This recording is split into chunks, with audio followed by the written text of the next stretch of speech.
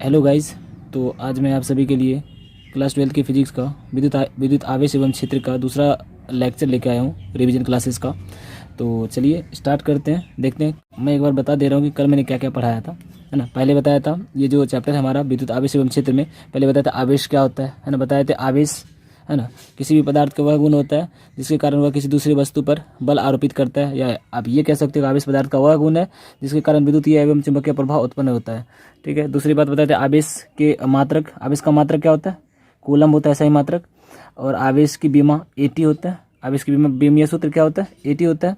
फिर उसके बाद मैंने बताया यहाँ पे सब कुछ लिखा हुआ है ना। वन इसका जो सीजीएस पद्धति में होता है 1 कूलम इसको 3 × 10⁹ ESU। बताए थे चार्ज दो प्रकार का होता है, पॉजिटिव चार्ज और नेगेटिव चार्ज। बताए थे पॉजिटिव एक दूसरे को क्या करेगा? रिपेल करेगा, और नेगेटिव एक दूसरे को भी रिपेल करेगा। अगर पॉजिटिव नेगेटिव होगा तो फिर क्या करेगा? वो अट्रैक्ट करेगा, मतलब आकर्षित करेगा। फिर बताए थे आवेश के गुण। आवेश के गुण में देखिए क्या क्या। आवेश स्थानांतरणीय होता है। आवेश सदैव द्रव्यमान से बद्ध होता है। मैंने बताया था कि चार्ज को एक बॉडी से दूसरी बॉडी पर ट्रांसफर किया जा सकता है। फिर दूसरी बात बताए थे कि आवेश हमेशा द्रव्यमान के साथ होता है, बिना द्रव्यमान का आवेश नहीं हो सकता है। फिर तीसरी बात बताए थे ये देखिए, ये आवेशित कण के वेग पर निर्भर नहीं करता है। मैंने बताया था कि अगर मान लो ये कोई ऑब्जेक्ट है जिस पर मान लेते हैं कि 5 कूलम का चार्ज है, और ये अभी रेस्ट में, अगर ये मोशन करने लगेगा तब भी इस पे चार्ज कितना रहेगा? 5 कूलम ही रहेगा। मतलब ये ऑब्जेक्ट जो है, ऑब्जेक्ट मतलब जो आवेश होता है ना वो वस्तु के वेग पर निर्भर नहीं करता है। ठीक है। अब उसके बाद देखिए इसमें बताते ये अंतर भी दोनों में बता दिए थे कि चार्ज और मास में क्या क्या अंतर है। तो बताते चार्ज और मास में क्या क्या अंतर था। चार्ज पॉजिटिव नेगेटिव दोनों हो सकता है, जबकि मास हमेशा पॉजिटिव होता है। चार्ज स्पीड पर निर्भर नहीं करता है, जबकि मास स्पीड पर निर्भर करता है। मैंने एक चीज़ बताई थी, क्या बताई थी मैंने, कि जो द्रव्यमान होता है ना किसी भी वस्तु का, वो गतिमान द्रव्यमान जो होता है उस वस्तु का, वो रेस्ट से थोड़ा सा ज़्यादा होता है। ठीक है। अब इसके बाद चलते आगे बता रहे हैं। आगे मैंने बताया था इसी में आवेश संरक्षण का सिद्धांत। आवेश संरक्षण का सिद्धांत क्या कहता है कि आवेश को ना ही उत्पन्न किया जा सकता है और नहीं बनाया जा सकता है, सिर्फ इसको एक वस्तु से दूसरी वस्तु पे ट्रांसफर किया जा सकता है। वही है आवेश। किसी भी वस्तु का जो, किसी भी सिस्टम का जो आवेश होता है वो संरक्षित होता है, कंजर्व्ड होता है।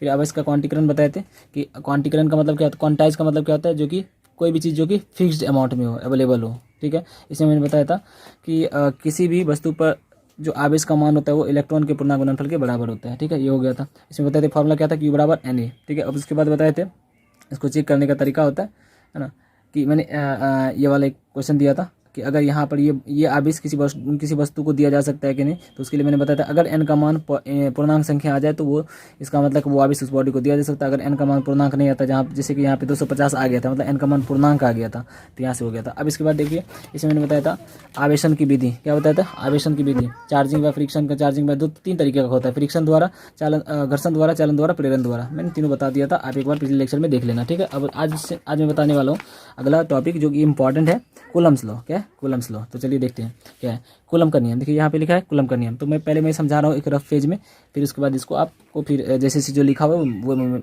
वो मैं बता दूंगा। ठीक है। तो चलिए मैं यहाँ पे एक रफ पेज ले रहा हूँ, समझा रहा हूँ कि क्या होता है कूलम का नियम। तो देखिए कूलम का नियम, कूलम का नियम, कूलम्स लॉ। तो कूलम्स लॉ क्या कहता है कि अगर हमारे पास दो चार्ज है, मान लीजिए एक चार्ज ये है और एक चार्ज ये है, और r डिस्टेंस पर है। क्या है? r डिस्टेंस पर दो चार्ज Q1 और Q2 r डिस्टेंस पर है। तो अब एक चीज़ बताइए, अभी मैंने बताया था कि समान आवेश से एक दूसरे क्या करता है? विकर्षित करता है। तो ये चार्ज, ये दोनों अगर समान आवेश है तो ये भी इसको इधर विकर्षित करेगा, ये चार्ज भी इसको इधर विकर्षित करेगा। इसको पढ़ने का तरीका होता है Q1 चार्ज Q2 पे किधर बल लगाएगा? इधर बल लगाएगा। विकर्षित मतलब क्या? एक तरह से बल लगा रहा है। तो ये Q1 चार्ज पे इधर बल लगाएगा, मतलब इसका नाम देंगे F21, और 2 चार्ज इस पर बल लगाएगा दूसरे इधर लगाएगा 1 पे, तो 1 2, इसको बोलते हैं फोर्स ऑन 1 ड्यू टू 2, और यहाँ पे बोलेंगे फोर्स ऑन 2 ड्यू टू 1। मतलब दो पर बल लगा रहा है, दो पर लगा रहा है एक, तो इसलिए बोलते हैं फोर्स ऑन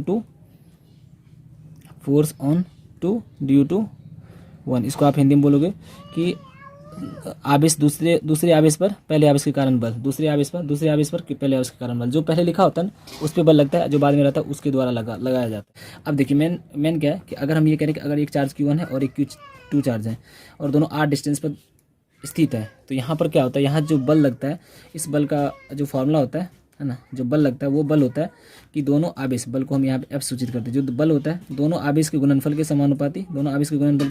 समानुपाती, और दोनों आवेश के बीच की दूरी के वर्ग के व्युत्क्रमानुपाती होता है। ये है कूलम का नियम।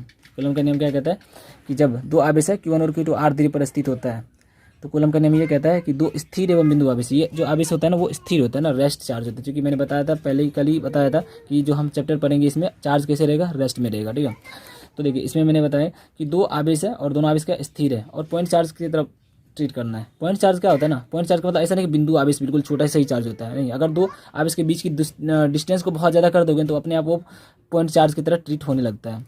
क्योंकि बहुत दूर होने पर अपने आप अगर वो आवेश दोनों आवेश एक दूसरे के रिस्पेक्ट में क्या होता है, बहुत छोटा लगता है।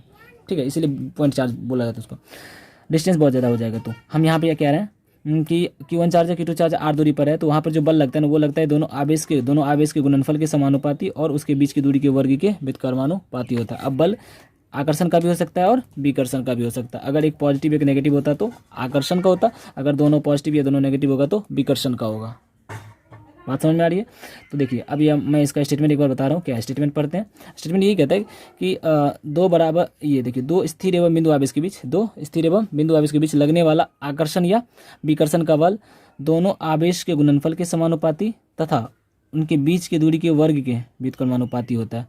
और ये जो बल लगता है, एक बात ये याद रखने की, ये जो बल लगता है ना, ये कूलम बल, वो इस आवेश को और इस आवेश को जो मिलाने वाली केंद्र है, दोनों आवेश को जो मिलाने वाली केंद्र है, ये इसका सेंटर ये है और इसका सेंटर ये है, तो सेंटर के अबाउट लगता है, केंद्र के अनुदिश लगता है बल हमेशा कैसे लगता है, केंद्र के अनुदिश। दो आवेश को मिलाने वाली रेखा के केंद्र के अनुदिश बल लगता है। ठीक है, इसीलिए इसका नाम आप देखिए, यानी ये जो बल है ना, इस बल को बोलते हैं कूलम बल। क्या बोलते हैं?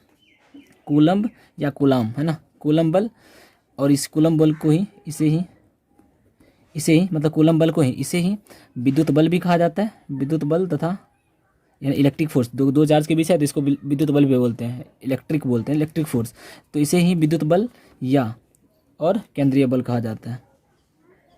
विद्युत बल और केंद्रीय बल भी कहा जाता है, क्यों केंद्रीय बल कहा जाता है? क्योंकि ये जो फोर्स है ना वो दोनों चार्ज को मिलाने वाली सेंटर के अलॉन्ग लगता है, इसीलिए।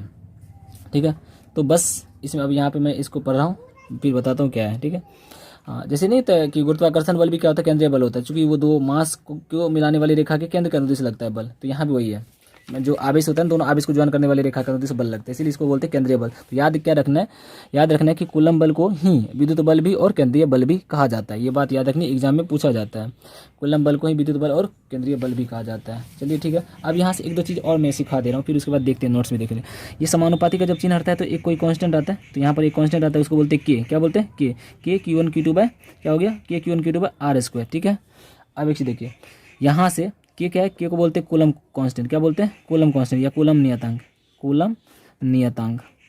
के को बोलते हैं कूलम नियतांक। इस के की जो वैल्यू होती है ना हवाई निर्वात के लिए, कूलम नियतांक की, ये होती है 9 × 10⁹ न्यूटन मीटर स्क्वायर पर कूलम स्क्वायर। अब बोलोगे ये कैसे आया न्यूटन मीटर स्क्वायर पर कूलम स्क्वायर? तो ये यहाँ से आया। आप यहाँ से देखो, यहाँ से के निकालोगे ना के, तो के का मान क्या होगा, बल और दूरी इधर आएगा तो दूरी का स्क्वायर मल्टीप्लाई हो जाएगा, के का मान निकालना, और चार्ज इधर आएगा तो डिवाइड हो जाएगा Q1 और Q2, मतलब के बराबर ही हो गया। अब देखिए यहाँ पे के बराबर ही हो गया। बल का मात्रा क्या होता है? न्यूटन। बल का मात्रा क्या होता है? न्यूटन। दूरी का मात्रा क्या होता है? मीटर, और स्क्वायर लगा तो मीटर स्क्वायर। चार्ज का मात्रा कूलम, तो कूलम गुना कूलम क्या हो जाएगा? Coulomb square. तो ये किसका मात्रक होता है? के का मात्रक होता है। तो याद रखना के बराबर 9 × 10⁹ न्यूटन मीटर स्क्वायर पर कूलम स्क्वायर। ये बात आपको याद रखनी है। किसका मात्रक है? कूलम नियतांक का। किसका मात्रक है? कूलम नियतांक का। किसकी वैल्यू? कूलम नियतांक की वैल्यू है ये। ठीक है, अच्छा एक देखिए, हवाई निर्वात के लिए, हवाया निर्वात के लिए कूलम नियतांक यानी कि के बराबर एग्जैक्टली के जो होता है इक्वल होता है 1/4 पाई एप्सिलॉन नॉट के। किसके? एप्सिलॉन नॉट के। 1/4 पाई एप्सिलॉन नॉट। इसको क्या बोलते हैं?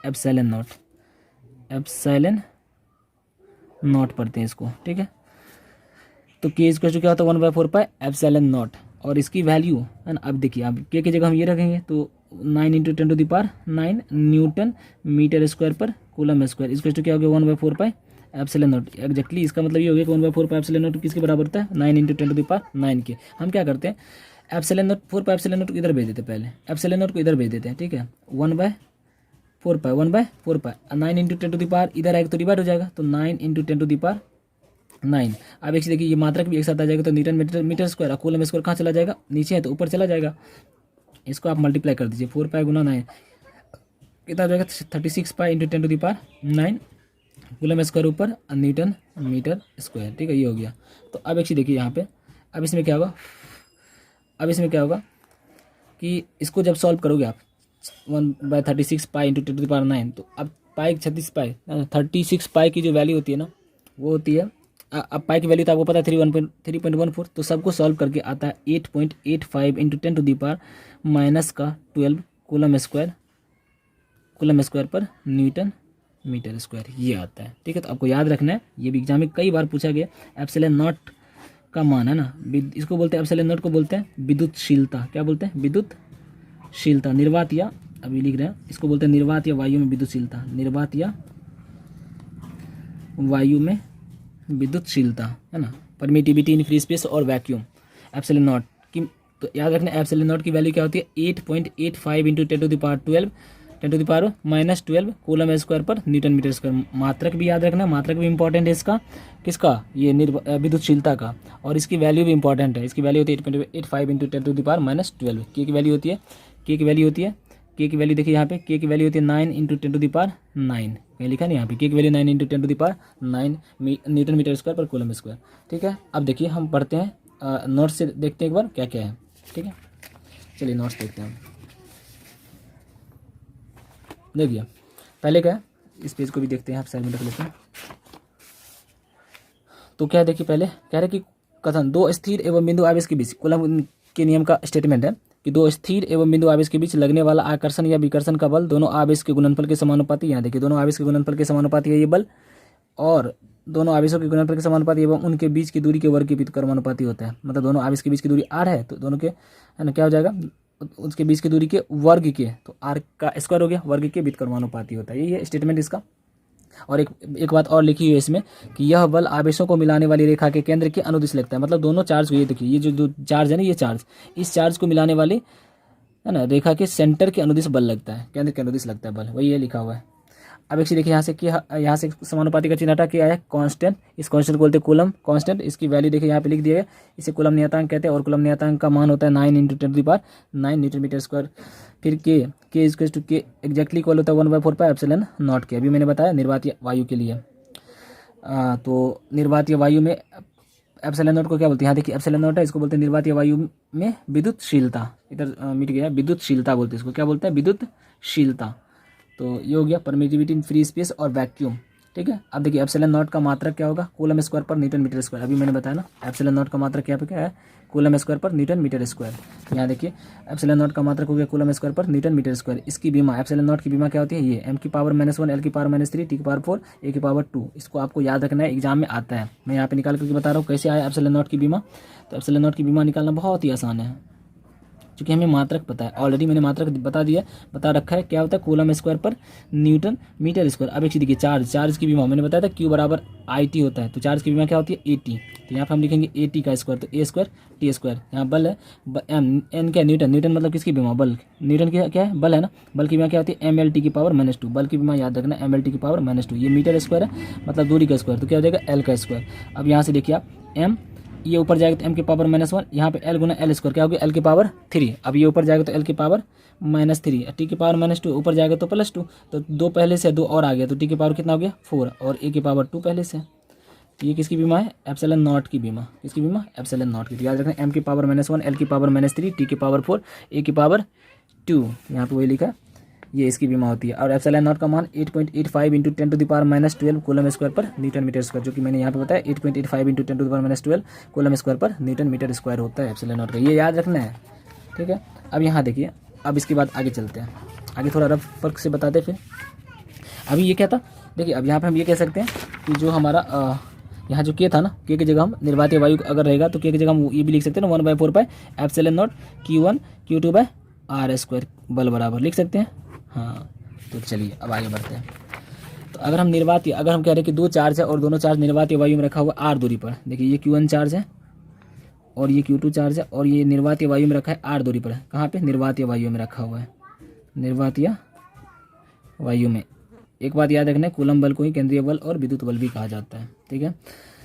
तो अब हवा में रखा हुआ है, तो यहाँ पे हम बल लगते हैं, यहाँ पे जो बल लगेगा दोनों के बीच में, उसको हम लिखते हैं F0 एयर के लिए, है ना। F0 बराबर क्या होगा? 1/4 pi epsilon not Q1 Q2 R square. के की जगह 1/4 पाई एप्सिलॉन नॉट लिख दिए। अब इसी सिस्टम को उठा करके किसी माध्यम में रख देते हैं। माध्यम का मतलब मान लो कि पानी में रख दिया, ऑयल में रख दिया, है ना, कांच में रख दिया तो अलग अलग मतलब कोई दूसरा माध्यम है, दूसरे माध्यम में इसको उठा करके रख दिया तो उतने ही डिस्टेंस पर है, सेपरेशन वही है। तो मीडियम अलग होगी, मान लो कोई मीडियम में रख दिया गया इस चार्ज को, तो अब इस पर कितना बल लगेगा, तो हम बोल देते हैं कि यहाँ जो बल होगा वो माध्यम में लग रहा है, तो एम लिख देते, M for medium, M for medium. तो अब जो ये आवेश माध्यम में अगर रखा है किसी माध्यम, तो उस पर लगने वाला बल कितना होगा, 1/4 पाई एप्सिलॉन नॉट की जगह हम क्या लिखेंगे, एप्सिलॉन एम, Q1 Q2/r²। ठीक है, अब एक चीज़ देखिए, हम दोनों को डिवाइड कर देते हैं, एक नंबर इक्वेशन, इसको 2 बोल देते हैं। तो जब हम F0 को Fm से डिवाइड करेंगे, है ना, मतलब किसी हवाई निर्वात में जो बल लगता है आवेश पे वो, और माध्यम में जो रखा हुआ आवेश है उस पर लगने वाला बल का जो अनुपात होगा क्या होगा, देखिए ये हो गया 1/4 pi epsilon not Q1 Q2/r² divided by हो गया 1/4 pi epsilon m Q1 Q2/r²। यहाँ से देखिए Q1 Q2 से ये कैंसिल हो गया, क्या बचा 1/4 पाई, ये देखिए 4 पाई से 4 पाई भी कैंसिल हो गया, ऊपर में क्या बचा 1/ε0, नीचे में क्या बचा 1/ε m। अब ये इसको उल्टा कर देना है, तो 1/ε0 ये ऊपर चला जाएगा तो ε m/1, यानी कि क्या हो गया ε m/ε0। और ये क्या है, ये देखिए ये हो गया माध्यम की विद्युतशीलता, ε m हो गया माध्यम की विद्युतशीलता और ε0 हो गया हवाई निर्वात की विद्युतशीलता। तो माध्यम की विद्युतशीलता और हवाई निर्वात की विद्युतशीलता के अनुपात को क्या बोलते हैं, एप्सिलॉन आर बोलते हैं। क्या बोलते हैं, एप्सिलॉन आर। इस एप्सिलॉन आर को बोलते हैं, देखिए ये एप्सिलॉन आर को बोलते हैं आपेक्षिक विद्युतशीलता। क्या बोलते हैं, आपेक्षिक विद्युतशीलता बोलते हैं इसको। क्या बोलते हैं, आपेक्षिक विद्युतशीलता, रिलेटिव परमिटिविटी लिखा हुआ है उसमें इंग्लिश में, रिलेटिव परमिटिविटी बोलते हैं। तो आपेक्षिक विद्युतशीलता क्या होता है, आपेक्षिक विद्युतशीलता होता है एप्सिलॉन आर बराबर epsilon M by epsilon naught, epsilon R बराबर epsilon M by epsilon naught. कभी कभी एप्सिलॉन एम की जगह खाली एप्सिलॉन लिखा हुआ है, तो अगर खाली एप्सिलॉन लिखा हुआ है तो उसका मतलब भी क्या होता है, माध्यम की विद्युतशीलता, और नीचे में क्या एप्सिलॉन नॉट। एप्सिलॉन नॉट का मतलब हो गया निर्वात या वायु की विद्युतशीलता। ठीक है, तो इसका मतलब है अगर हमें आपेक्षिक विद्युतशीलता की परिभाषा पूछे तो कैसे लिखेंगे, तो ये क्या हो जाएगा, देखिए ये माध्यम की विद्युतशीलता एप्सिलॉन एम मतलब माध्यम की विद्युतशीलता और निर्वात की विद्युतशीलता के अनुपात को क्या कहते हैं, आपेक्षिक विद्युतशीलता कहते हैं। इसका कोई मात्रक होगा क्या, नहीं होगा ना, क्योंकि ये भी विद्युतशीलता ये भी विद्युतशीलता है, तो इसका कोई मात्रक नहीं होता, यानी ये मात्रकहीन एवं बीमाहीन होता है। ठीक है, तो यहाँ तक देखिए, तो यहाँ तक पढ़ते हैं फिर से।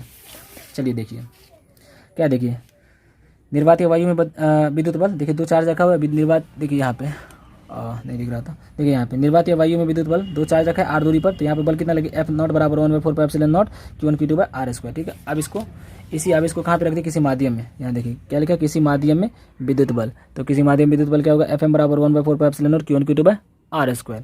अब दोनों को हमने डिवाइड करा, डिवाइड करने पे क्या है, epsilon m by epsilon not बराबर क्या हो गया एप्सिलॉन r। एप्सिलॉन r को epsilon not by epsilon not को ही क्या बोलते हैं, एप्सिलॉन आर मतलब आपेक्षिक विद्युतशीलता, रिलेटिव परमिटिविटी। ठीक है, तो एप्सिलॉन आर बराबर epsilon M by epsilon naught. ठीक है, अब एक चीज देखिए, एक बात आपको ये याद रखनी है, यानी ये आपेक्षिक विद्युतशीलता हो गया, आपेक्षिक विद्युतशीलता का मान है ना निर्वात या वायु के लिए, किसके लिए, निर्वात या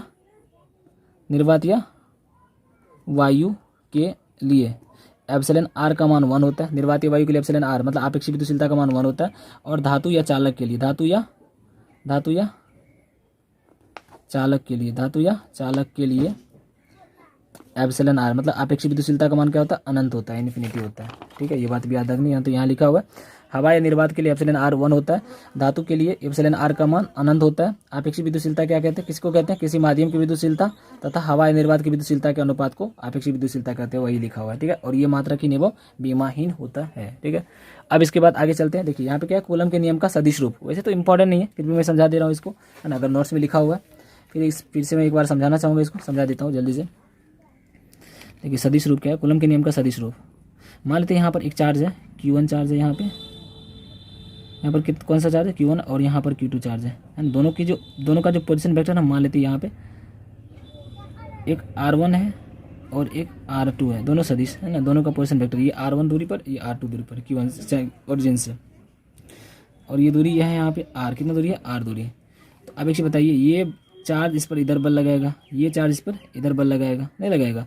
अब ये मैंने बताया कि अगर हम इसको थोड़ा इधर ड्रॉ करें तो Q1 चार्ज है, Q2 चार्ज है, तो ये चार्ज इस पर इधर बल लगाएगा, इसका नाम देंगे F21। ये चार्ज पे इधर बल लगाएगा, इसको बोलेंगे F12। ठीक है, तो वही है यहाँ पे। तो अब एक चीज़ देखिए, एक बात आपको याद रखनी है कि त्रिभुज का सदिश योग नियम क्या कहता है कि अगर हमारे पास ऐसे देखिए, अगर ये हमारे पास A है और एक वेक्टर B है, तो बोला जाता है कि जब दो सदिश परिमाण तथा दिशा में किसी त्रिभुज के क्रमागत भुजा को सूचित करता है तो तीसरी भुजा उसकी विपरीत दिशा में उसके रिजल्टेंट को शो करेगा। किसको शो करता है? रिजल्टेंट को। मतलब ये लिखने का तरीका होता है सदिश का आर बराबर, देखिए आर की दिशा विपरीत है, ए और बी की दिशा समान है ना, ए और बी, लेकिन आर क्या विपरीत है, ए और बी। देखिए ए इधर फिर बी इधर, लेकिन आर क्या हो गया, अगर ये इधर हो जाता तो समान दिशा हो जाती, लेकिन आर क्या उसके विपरीत में है, तो यहाँ पे आर बराबर लिखा जाता है ए प्लस बी, आर बराबर ए प्लस बी। अगर वही देखो मान लो हम यहाँ पे ऐसे कह रहे हैं, सुनो यहाँ पे अगर हम करें ये R1 है और ये R2 है और यहाँ पर R है, मान लो ऐसे तीर बना हुआ है, तो इसका मतलब अब बताइए यहाँ पर हम कैसे लिखेंगे। तो एक चीज़ बताइए, पहले दिशा किसकी मतलब विपरीत है, इसकी दिशा विपरीत है ना। देखिए ये R2 और R की दिशा समान है और R1 की विपरीत है, तो जिसके विपरीत है उसके बराबर कर दो, जिसके समान है उसको जोड़ दो। R2 प्लस, देखिए यहाँ पे R2 प्लस R बराबर क्या हो जाएगा, R1। ठीक है, अगर वही ऐसे रहता, ये मान लो R1 है और ये R2 है और वही अगर ये R है, तो यहाँ पर हम क्या लिखते हैं, R1 प्लस R, चूँकि R1 और R की दिशा समान है और R2 विपरीत है, तो ये लिखने का तरीका होता है वेक्टर फॉर्म में। ठीक है, तो यहाँ पर एक चीज़ देखिए, अब यहाँ पर बता रहे ये यहाँ पर क्या होगा, F21 हो जाएगा, एक हो जाएगा F12 जो उसमें नोट्स में लिखा हुआ है ना। अब यहाँ से F21 का मान निकालना चाहिए, तो F21 बराबर क्या होगा, फोर्स कितना होता है, K Q1 Q2 by R², तो K Q1 Q2 by R² into, अब देखिए ये तो मैग्नीट्यूड हो गया, इसका डायरेक्शन निकालने के लिए यहाँ पे क्या लेंगे, उसका यूनिट वेक्टर लिया जाता है। क्या लिया जाता है, यूनिट वेक्टर। ठीक है, और यूनिट वेक्टर इसका जो फॉर्मूला होता है, देखिए यूनिट वेक्टर का कोई वेक्टर होता है, मान लो वेक्टर ए है, तो उस वेक्टर में उसका मैग्नीट्यूड भी होगा और उसमें डायरेक्शन के लिए क्या लेते हैं, यूनिट वेक्टर लेते हैं, डायरेक्शन के लिए क्या लेते हैं, यूनिट वेक्टर। बस जैसे मान लो हमारे पास एक वेक्टर आर है, तो आर का मैग्नीट्यूड होगा और आर का डायरेक्शन होगा, तो आर के बराबर क्या होगा, इधर आर को इधर ले आओ, तो आर वेक्टर यानी vector R by magnitude of R बराबर क्या हो जाएगा, vector R by magnitude of R बराबर क्या हो जाएगा, इसका मतलब आर कैप। क्या हो जाएगा, आर कैप।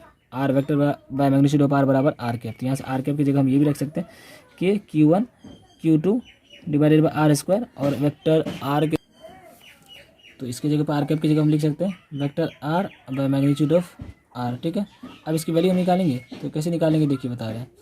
अब इसमें K Q1 Q2 divided by R²,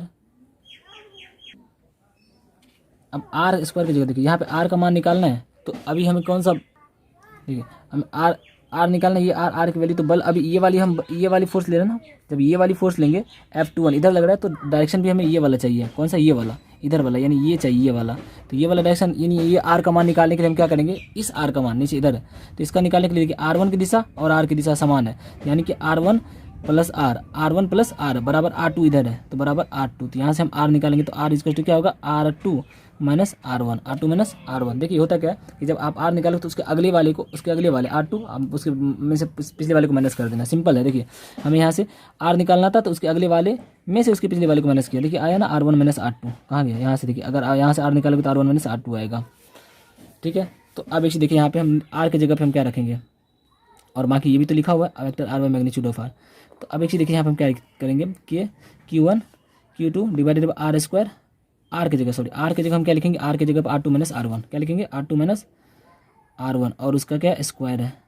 ठीक है, इंटू यहाँ पर R है ना, यहाँ पे R cap, R vector R की जगह R2 minus R1 but magnitude of R, magnitude of R मतलब हो गया वो R2 माइनस R1 का मैग्नीट्यूड। अब इसको इसे मल्टीप्लाई कर, स्क्वायर है ना, अब इसको इसे मल्टीप्लाई करके क्या हो जाएगा, ये तो वेक्टर की फॉर्म है ऊपर में, अब इसको मल्टीप्लाई करोगे तो ये हो जाएगा आपका K Q1, तो इसमें क्या करेंगे देखिए K Q1 Q2 बाय, यहाँ देखिए क्या R2 माइनस R1, यहाँ पे R2 माइनस R1, तो कितना हो जाएगा R2 माइनस R1 का होल क्यूब, और इधर क्या है R2 माइनस R1। ठीक है, अब एक चीज़ देखिए, ये किसका मान हो गया, F21 का, किसका मान हो गया, F21 का मान हो गया। तो इसमें क्या देखिए F21 इक्वल टू क्या हो जाएगा, K Q1 Q2 R2 minus R1 का whole cube, R2 minus R1, ये हो गया। चलिए अब देखिए F12 मान निकालते हैं, इसे क्या निकालते हैं, F12 निकालते हैं। तो F12 बराबर क्या होगा, देखिए F12 ये वाला है ना, तो कितना है, Q1 चार्ज है, Q2 चार्ज है, R दूरी पर है, तो F12 का मान क्या होगा, फिर वही लिखेंगे K Q1 Q2 बाय, अब सिमिलरली इसको हम लिख सकते हैं R2 माइनस R1 की जगह आप लिखोगे ना, तो ये हो जाएगा आपका R1 माइनस R2 का होल क्यूब इंटू यहाँ पर हो जाएगा R1 माइनस R2। आप इसको है ना इसमें देखना नोट्स में, है ना, सेम यहाँ से अगर देखिए अब इस डायरेक्शन वाला फोर्स लोगे, इस डायरेक्शन वाला, तो यहाँ से आर का मान निकालोगे ना तो वो हो जाएगा R1 माइनस R2। तो यहाँ पे इसीलिए लिख दिया गया अगला पेज में ये R1 माइनस R2 लिख दिया है। तो हम क्या कर सकते हैं, देखिए बता रहे हैं, कभी भी A प्लस बी है ना, या हम कह रहे हैं कि A माइनस बी है, तो इसको हम अगर हम B माइनस A लिखना चाहते हैं, यहाँ पे माइनस कॉमन ले लेंगे तो क्या हो जाएगा, B माइनस A नहीं हो जाएगा। तो बस यहाँ पर वही करना है, हम यहाँ पर माइनस कॉमन ले लेंगे तो क्या हो जाएगा K Q1 Q2 bye R1 minus R2 का होल क्यूब। अच्छा R1 माइनस R2 का होल क्यूब है ना, ये मैग्नीट्यूड वाला है, क्या मैग्नीट्यूड है, अगर मैग्नीट्यूड है और उसका होल क्यूब है, ये क्या मैग्नीट्यूड है, तो मैग्नीट्यूड में क्या है, हम प्लस माइनस यानी कि हम इसको उल्टा कर सकते हैं, R2 माइनस R1 भी कर सकते हैं। मैग्नीट्यूड का मतलब ये होता है कि x2 माइनस x1 लिखे या x1 माइनस x2 लिखे, बात एक ही है, मैग्नीट्यूड है तो वो सेम रहता है। तो अब यहाँ पे हम क्या करते हैं, R1 माइनस R2 को R2 माइनस R1 कर देते हैं। यहाँ R1 माइनस R2 है जिसको हम लिखते हैं R1 minus R2 minus R1 कर सकते हैं, मैग्नीट्यूड है इसीलिए। और इधर क्या R1 माइनस R2, तो R1 माइनस R2 को हम क्या लिखेंगे, माइनस कॉमन ले लेते, क्या आ जाएगा R2 माइनस R1। अब एक देखिए माइनस बाहर कर देते, तो minus K Q1 Q2 bye R2 minus R1 का होल क्यूब, और यहाँ हो गया R2 माइनस R1, ठीक है ये। अब एक देखिए ये किसकी value, K Q1 Q2 bye R2 minus R1 का whole cube into R2 minus R1, ये वैल्यू किसकी, F21 के, इधर F12 है। तो अब यहाँ पे इस पूरे की जगह हम रख सकते हैं, इधर तो F12 है और इधर हो जाएगा माइनस का F21। तो क्या है देखिए, यानी कि कूलम बल जो होता है ना, ये दोनों क्या बराबर का फोर्स तो है बट विपरीत है। जितना बल, यानी ये इसका मतलब ये होता है कि अगर ये Q1 चार्ज है और ये Q2 चार्ज है, तो जितना बल ये इस पर इधर लगाएगा F21, उतना ही बल इस पर इधर लगाएगा विपरीत दिशा में F12। तो ये एक तरह से क्या हो गया, न्यूटन की तीसरा नियम ना, प्रतिक्रिया के बराबर तथा विपरीत प्रतिक्रिया होती है। मतलब जितना बल ये लगा रहा है उस पर उतना ही बल इस पर ये लगा रहा है ना, एक इसको मार रहा है तो जितना ये मारेगा उसको उतना वो भी मारेगा उसको, वही हो गया इसका मतलब। तो अब चलिए अब इस पर हम देखते हैं एक बार कूलम वेक्टर फॉर्म वाला। देखिए यहाँ पे क्या, मान लिया कि माना आवेश Q1, यहाँ पे देखिए माना आवेश Q1 एवं Q2 पोजीशन वेक्टर स्थिति Q1 और Q2 का जो पोजीशन वेक्टर यानी स्थिति सदिश है वो R1 और R2, ये Q1 है और ये Q2 है, ठीक है। अब Q2 पर Q1 के कारण लगने वाला बल, Q2 पर Q1 के कारण यानी कि F21 क्या होगा, K Q1 Q2 bye R square, है ना। और वहाँ से बताया अभी, और उसके डायरेक्शन निकालने के लिए यूनिट वेक्टर लेते हैं, तो आर कैप इक्वल टू क्या होगा, magnitude of vector R bye magnitude of R, है ना। अब यहाँ से क्या देखिए R की वैल्यू हमने निकाला है, यहाँ से R इक्वल टू क्या होगा, अगर हम ये वाला डायरेक्शन का फोर्स लेंगे तो R इक्वल टू क्या होगा, R2 माइनस R1। तो यहाँ पे R2 माइनस R1 रख दिए, यहाँ पे मैग्नीट्यूड है R2 माइनस R1 का होल क्यूब, क्योंकि R स्क्वायर और ये R, ये मैग्नीट्यूड है तो R स्क्वायर गुना R क्या हो जाएगा, R क्यूब। तो ये R क्यूब और R की जगह हमने रख दिया R2 माइनस R1 का होल क्यूब, ठीक है।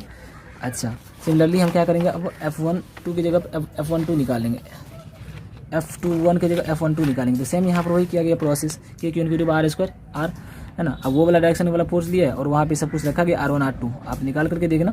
फिर उसके बाद यहाँ देखिए R equal to R1 minus R2 क्यों हुआ, क्योंकि अब ये वाला फोर्स ले रहा है, ये वाला, तो ये वाला यहाँ से R निकालोगे ना, इसके लिए हो जाएगा R1 minus R2 vector addition से।